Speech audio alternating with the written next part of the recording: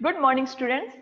तो आज हम पढ़ेंगे कैलोमल इलेक्ट्रोड के बारे में, जो कि मानक इलेक्ट्रोड का क्या है, एक प्रकार है। मानक इलेक्ट्रोड का एक प्रकार कौन सा है? Calomel electrode.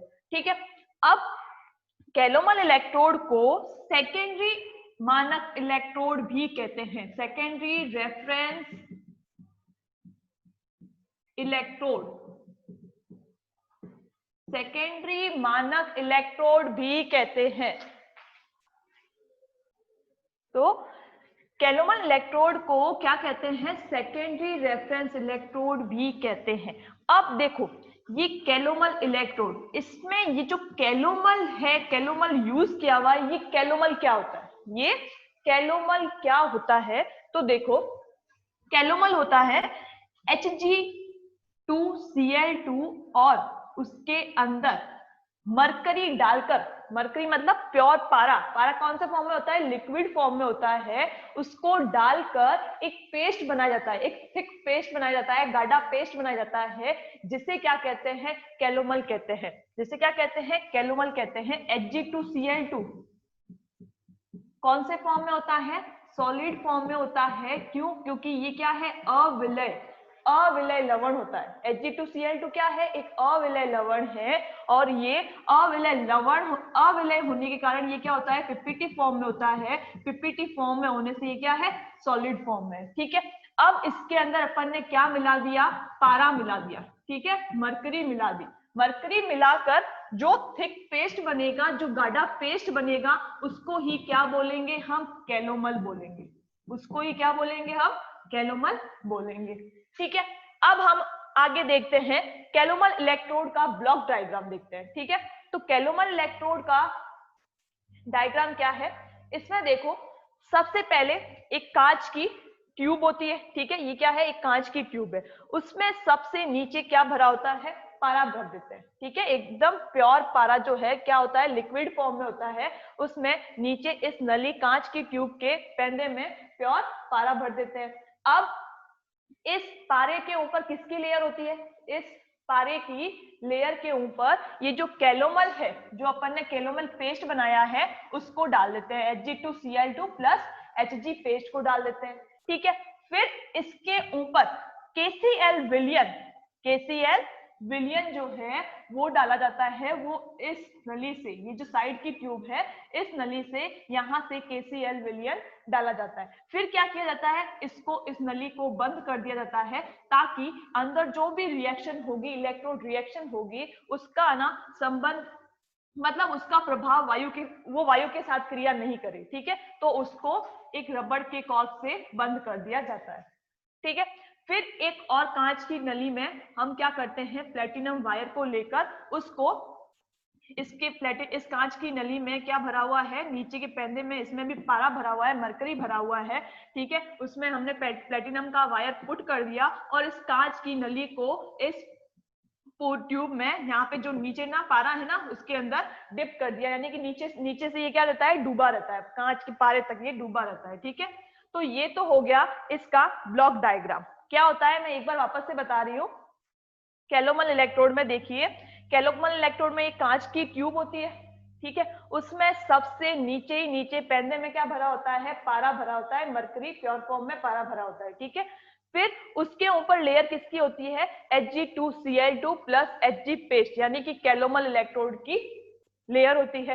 फिर उसके ऊपर KCl विलियन, यानी कि पोटेशियम क्लोराइड का सॉल्यूशन जो है, वो इस साइड वाली ट्यूब से, इस साइड वाली ट्यूब से इसके अंदर डाला जाता है। ठीक है। फिर उसको इस कॉर्क से बंद कर दिया जाता है। फिर उसके बाद में एक पतली कांच की ट्यूब में प्लेटिनम वायर लेकर उसको Hg पारे के अंदर क्या कर दिया जाता है? डुबो दिया जाता है। ठीक है। और उसको क्या कर दिया जाता है? वापस से एक रबड़ के कॉर्क से क्या किया जाता है? बंद कर दिया जाता है। ठीक है। तो ये तो हो गया इसका ब्लॉक डायग्राम, कैलोमल इलेक्ट्रोड का डायग्राम।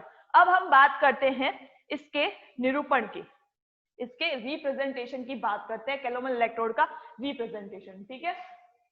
तो रिप्रेजेंटेशन, लेफ्ट इलेक्ट्रोड यानी कि एनोड इलेक्ट्रोड के रूप में, और राइट इलेक्ट्रोड यानी कि कैथोड इलेक्ट्रोड के रूप में। और हम सब जानते हैं एनोड पर क्या होता है, एनोड पर हमेशा ही क्या होता है, एनोड पर हमेशा ऑक्सीडेशन होता है। ठीक है, एनोड पर क्या होता है, हमेशा ही ऑक्सीडेशन होता है। तो पहली निरूपण इसका,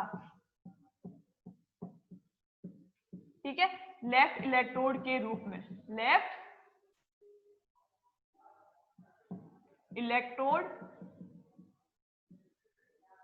के रूप में, यानी कि एनोड पर, ठीक है, या फिर हम कह सकते हैं ऑक्सीकरण इलेक्ट्रोड के रूप में। तो ऑक्सीकरण इलेक्ट्रोड के रूप में इस कैलोमल इलेक्ट्रोड का निरूपण कैसे होगा, तो देखो Hg कौन से फॉर्म में है, Hg Hg2Cl2 KCl, Hg Hg2Cl2 KCl solution form में है। ठीक है, ये कौन से फॉर्म में है, सॉलिड फॉर्म में है। ठीक है, तो लेफ्ट इलेक्ट्रोड के रूप में कैलोमल इलेक्ट्रोड का रिप्रेजेंटेशन कैसे होगा, Hg, ठीक है, ये Hg Hg2Cl2 और KCl सॉल्यूशन। ठीक है, तो ये क्या हो गया, इसका लेफ्ट इलेक्ट्रोड के रूप में निरूपण हो गया। अब दूसरा राइट इलेक्ट्रोड के रूप में इसका निरूपण कैसे होगा, राइट इलेक्ट्रोड यानी कि कैथोड, और कैथोड पर हमेशा क्या होता है, अपचयन होता है, और अपचयन के रूप में या अपचयन इलेक्ट्रोड के रूप में इसका निरूपण कैसे होगा कैलोमल इलेक्ट्रोड का, तो KCl सॉल्यूशन फॉर्म में है। ठीक है, फिर Hg2Cl2 कौन से फॉर्म में है, सॉलिड फॉर्म में है,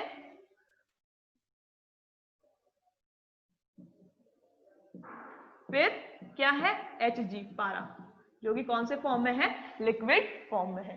ठीक है, तो ये क्या है, राइट इलेक्ट्रोड के रूप में कैलोमल इलेक्ट्रोड का रिप्रेजेंटेशन, या फिर हम कह सकते हैं निरूपण। ठीक है, फिर अब इलेक्ट्रोड अभिक्रिया की बात करते हैं, इलेक्ट्रोड अभिक्रिया की बात करते हैं। तो इलेक्ट्रोड अभिक्रिया,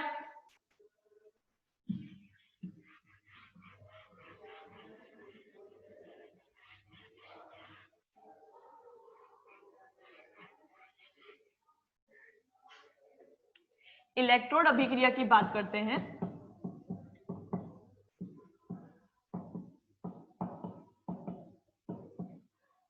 पहली ऑक्सीकरण अभिक्रिया, जो किस पर होगी, लेफ्ट इलेक्ट्रोड पर होगी, एनोड पर होगी। ठीक है, ऑक्सीकरण अभिक्रिया। अब देखो, अगर मैं इस कैलोमल इलेक्ट्रोड को, अगर मैं इस कैलोमल इलेक्ट्रोड को एक ऐसे इलेक्ट्रोड से जोड़ दूं जो क्या करता है, अपचयन करता है, जो क्या करता है, अपचयन करता है। जैसे कि देखो, अगर मैंने इस कैलोमल इलेक्ट्रोड को इस साइड जोड़ दिया, ये मैं 1 मिनट हटा रही हूं इसको,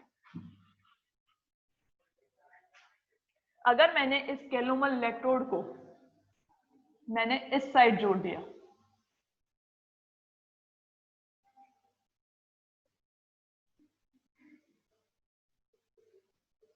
ऐसे इलेक्ट्रोड से जोड़ा जो क्या करता है, अपचयन करता है। जैसे कि Cu इलेक्ट्रोड, और कौन से सॉल्यूशन में है, Cu इलेक्ट्रोड CuSO4 सॉल्यूशन में, ये क्या कर रहा है, अपचयन कर रहा है। ठीक है, यदि मैंने इस कैलोमल इलेक्ट्रोड को ऐसे इलेक्ट्रोड से जोड़ दिया जो क्या करता है, ये क्या करता है, अपचयन करता है। ठीक है, तो ये अपचयन करता है, इसका मतलब क्या होगा, इसका ऑक्सीकरण होगा, यानी कि इस इलेक्ट्रोड पर क्या होगा, ऑक्सीकरण होगा। ये इलेक्ट्रोड क्या हो जाएगा, एनोड इलेक्ट्रोड के रूप में हो जाएगा। ठीक है, तो ये क्या, अब यहाँ पे क्या होगी, ऑक्सीकरण अभिक्रिया होगी। क्या किया मैंने, यदि मैंने इस इलेक्ट्रोड को ऐसे इलेक्ट्रोड से जोड़ दिया, यदि मैंने कैलोमल इलेक्ट्रोड को ऐसे इलेक्ट्रोड से जोड़ दिया जो क्या करता है, अपचयन करता है। जैसे कि Cu इलेक्ट्रोड को मैंने क्या किया, CuSO4 के विलयन में डुबो दिया। ठीक है, तो यहाँ पे जो Cu है उसका, ये जो Cu2 प्लस है विलयन में, ये जो Cu2 प्लस Cu2 प्लस है सॉल्यूशन में, उसका क्या होगा, अपचयन होगा, यानी कि ये इलेक्ट्रोड क्या कर रहा है, अपचयन कर रहा है। इसका मतलब इस इलेक्ट्रोड का क्या होगा, ऑक्सीकरण होगा। अब ऑक्सीकरण होगा तो अब इलेक्ट्रॉन कहाँ जाएंगे, अपचयन हो रहा है ना इसका, तो अब इलेक्ट्रॉन कहाँ जाएंगे, इस साइड जाएंगे। ठीक है, इलेक्ट्रोड किस साइड जाएंगे, इस साइड जाएंगे। तो अब ऑक्सीकरण यहाँ पे देखिए, अब यहाँ पे इस इलेक्ट्रोड का क्या हो रहा है, कैलोमल इलेक्ट्रोड का ऑक्सीकरण हो रहा है। अब ऑक्सीकरण होगा किस किस का, देखो इस सॉल्यूशन में अपने पास क्या क्या है, K प्लस, ये KCl वाला सॉल्यूशन है ना, इसमें क्या है K प्लस और Cl माइनस आयन है अपने पास। ठीक है, यहाँ पे ये जो Hg2Cl2 है, ये क्या है, एक डाइमेरिक लवण है, डाइमेरिक सॉल्ट है। ठीक है, तो ये कौन से फॉर्म में रहता है, देखो Hg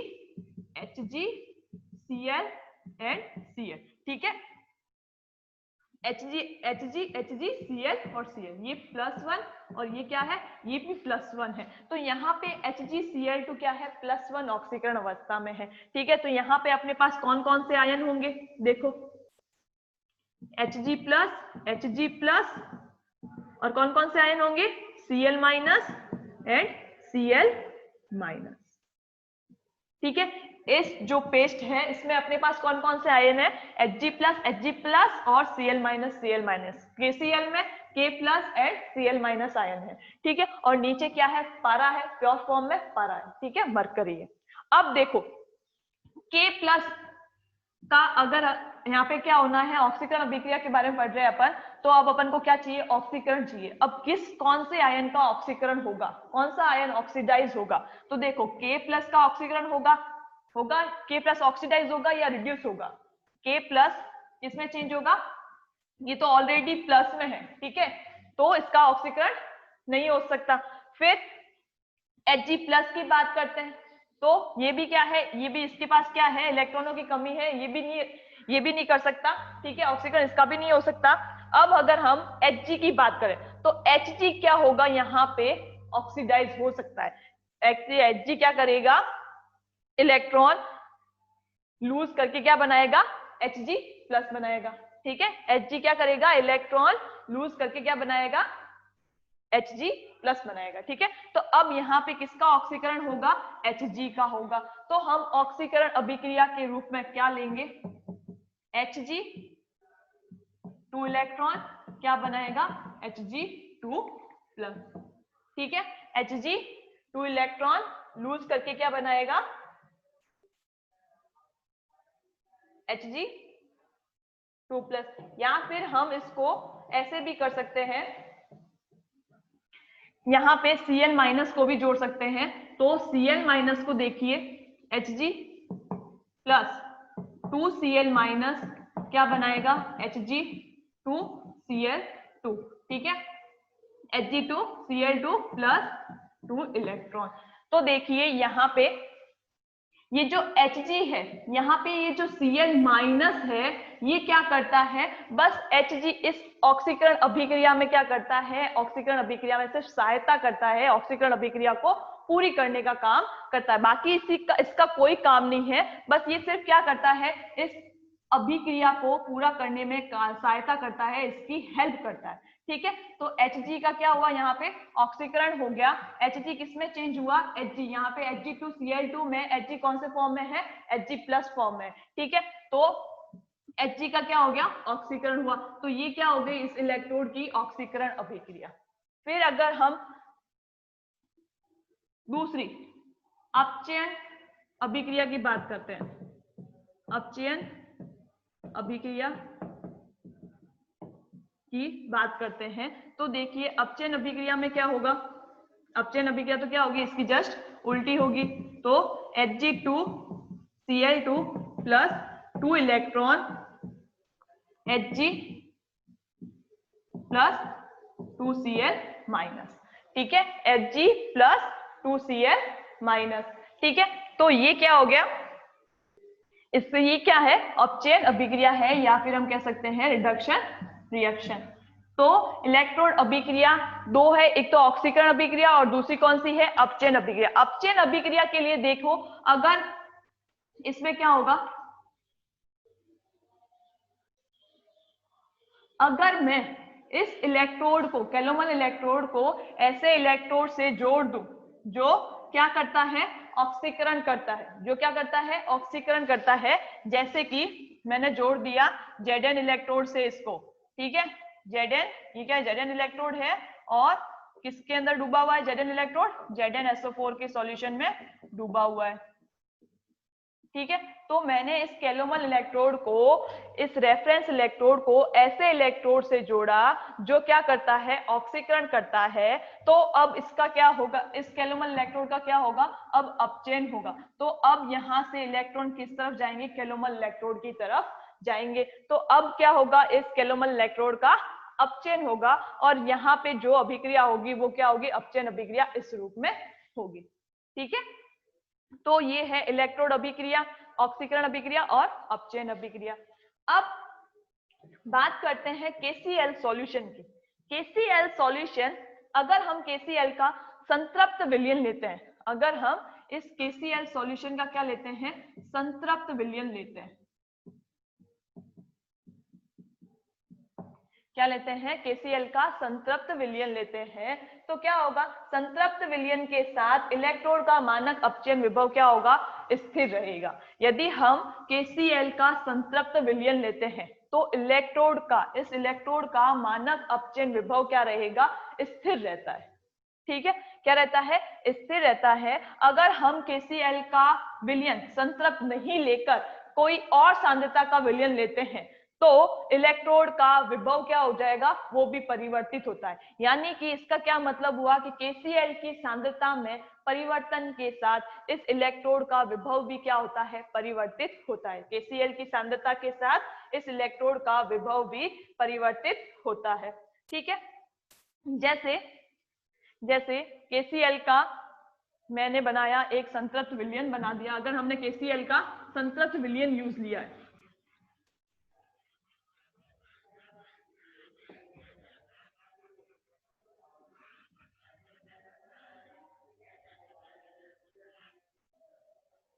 अगर मैंने KCl का कौन सा विलयन लिया है, संतृप्त विलयन लिया है, तो उसके लिए एक तरफ लिख लेते हैं हम KCl की सांद्रता लेते हैं, KCl की सांद्रता, और दूसरी तरफ हम क्या लेंगे, इलेक्ट्रोड विभव।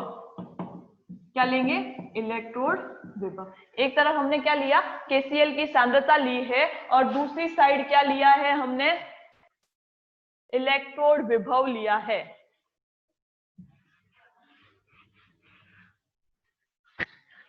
KCl की सांद्रता और दूसरी तरफ हमने क्या लिया है, इलेक्ट्रोड विभव।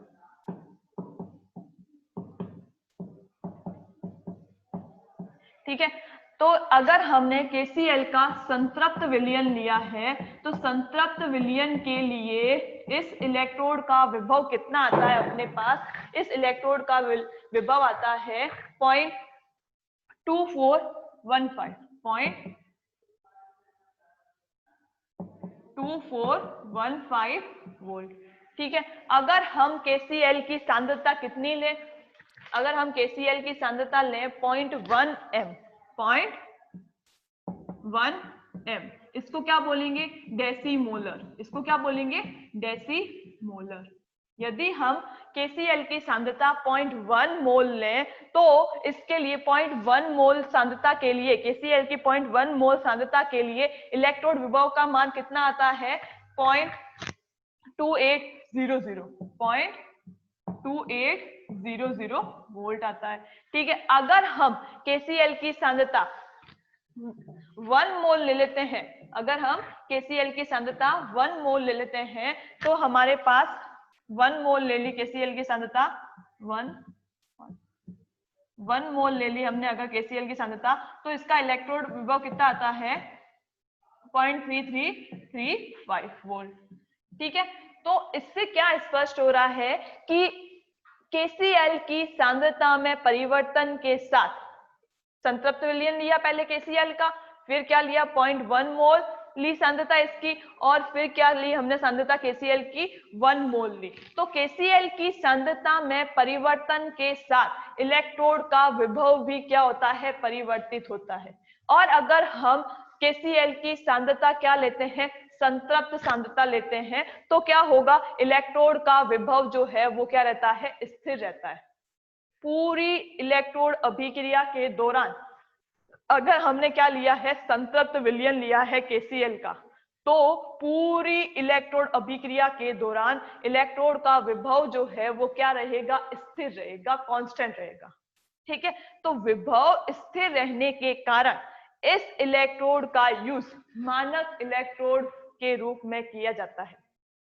क्या विभव जो है वो स्थिर रहने के कारण, लंबे समय तक विभव स्थिर रहने के कारण इस इलेक्ट्रोड का उपयोग मानक इलेक्ट्रोड तथा संदर्भ इलेक्ट्रोड के रूप में किया जाता है। ठीक है, क्या अगर हम संतृप्त विलयन ले रहे हैं KCl का, तो क्या होगा, पूरी जितनी भी, जैसे इलेक्ट्रोड में पूरी इलेक्ट्रोड अभिक्रिया होगी, इस इलेक्ट्रोड में जितनी भी पूरी इलेक्ट्रोड अभिक्रिया होगी, उस दौरान ये इलेक्ट्रोड का विभव जो है वो क्या रहेगा, स्थिर रहेगा। तो लंबे समय तक इलेक्ट्रोड विभव स्थिर रहने के कारण इस इलेक्ट्रोड का उपयोग किसके रूप में किया जाता है, मानक इलेक्ट्रोड के रूप में किया जाता है, रेफरेंस इलेक्ट्रोड के रूप में किया जाता है। ठीक है, और इससे पहले अपन ने कौन सा पढ़ा था, SHE पढ़ा था। उसमें क्या था कि अगर हम जो, उसमें हमने क्या किया था, जो हाइड्रोजन गैस प्रवाहित की थी, उस हाइड्रोजन गैस का दाब जो है वो 1 बार लंबे समय तक नहीं रखा जा सकता। जो SHE में हमने जो हाइड्रोजन गैस प्रवाहित की थी, उस गैस का दाब जो है वो लंबे समय तक 1 बार नहीं रखा जा सकता, इसलिए इसको बहुत कम मानक इलेक्ट्रोड के रूप में यूज किया जाता है। लगभग हम मानक इलेक्ट्रोड के रूप में कैलोमल इलेक्ट्रोड का ही यूज करते हैं। लगभग हम बहुत ज्यादा रेयर केस में SHE का यूज किया जाता है, और मानक इलेक्ट्रोड का उपयोग संदर्भ इलेक्ट्रोड के रूप में, या फिर कैलोमल इलेक्ट्रोड का उपयोग संदर्भ इलेक्ट्रोड के रूप में, या फिर हम कह सकते हैं मानक इलेक्ट्रोड के रूप में सबसे ज्यादा प्रयुक्त किया जाता है। ठीक है, तो और क्यों किया जाता है, क्योंकि इसमें विभव क्या रहता है, स्थिर रहता है। और अगर हम KCl का संतृप्त विलयन यूज करते हैं तो इसको क्या कहेंगे, संतृप्त calomel electrode, saturated calomel electrode कहते हैं। इसको क्या कहते हैं, सैचुरेटेड कैलोमल इलेक्ट्रोड कहा जाता है। अगर हम KCl का संतृप्त विलयन यूज करते हैं, तो अगर हम KCl का संतृप्त विलयन यूज करते हैं तो क्या होगा, इसको हम क्या कहेंगे, कैलोमल इलेक्ट्रोड को संतृप्त कैलोमल इलेक्ट्रोड या सैचुरेटेड कैलोमल इलेक्ट्रोड कहा जाता है। ठीक है, अब अगर हम